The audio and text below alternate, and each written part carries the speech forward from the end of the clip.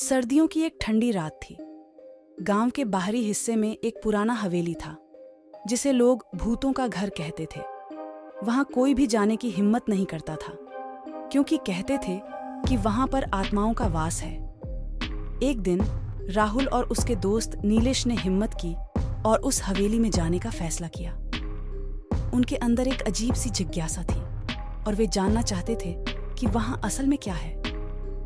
शाम ढलते ही वे दोनों टॉर्च और कुछ खाने पीने की चीजें लेकर हवेली की ओर चल पड़े।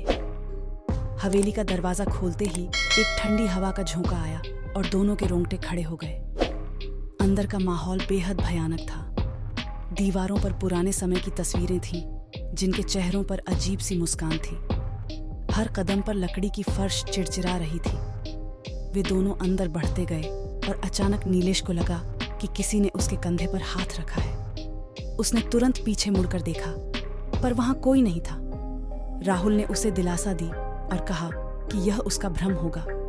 वे ऊपर की मंजिल की ओर बढ़े, जहां से अजीब सी आवाजें आ रही थीं। जैसे ही वे ऊपर पहुंचे, एक दरवाजा अपने आप खुल गया और अंदर से एक ठंडी हवा बाहर निकली। कमरे में एक पुरानी झूला कुर्सी थी जो अपने आप हिल रही थी। दोनों के चेहरे पर डर साफ झलक रहा था, पर उन्होंने हिम्मत नहीं हारी। अचानक नीलेश की टॉर्च बंद हो गई और पूरा कमरा अंधेरे में डूब गया। राहुल ने अपनी टॉर्च जलाने की कोशिश की, लेकिन वह भी नहीं जली। वे दोनों एक दूसरे का हाथ पकड़कर खड़े थे और तभी उन्हें एक धीमी, डरावनी हंसी सुनाई दी। उनके सामने एक परछाई प्रकट हुई जो धीरे धीरे उनके करीब आ रही थी। वे दोनों डर के मारे पीछे हट गए, पर पीछे हटते ही उनका सामना एक और परछाई से हो गया। चारों ओर से परछाइयां उनके करीब आ रही थीं और उन पर भयानक चेहरे प्रकट हो रहे थे। राहुल और नीलेश चीखते हुए बाहर भागने की कोशिश करने लगे, पर दरवाजा अपने आप बंद हो चुका था। वे दोनों हवेली में फंसे थे और परछाइयां उनके पास आ रही थीं।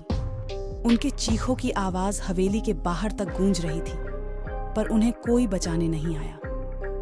अगली सुबह गांव वालों ने हवेली के पास उनके सामान को पाया, पर राहुल और नीलेश का कहीं अता पता नहीं था। कहते हैं कि उस रात के बाद हवेली में 2 नई आत्माओं का वास हो गया, जो अब हर रात अपनी भयानक हंसी के साथ हवेली में घूमती हैं। गांव के लोग अब उस हवेली के और भी ज्यादा डरने लगे हैं और कोई भी वहां जाने की हिम्मत नहीं करता।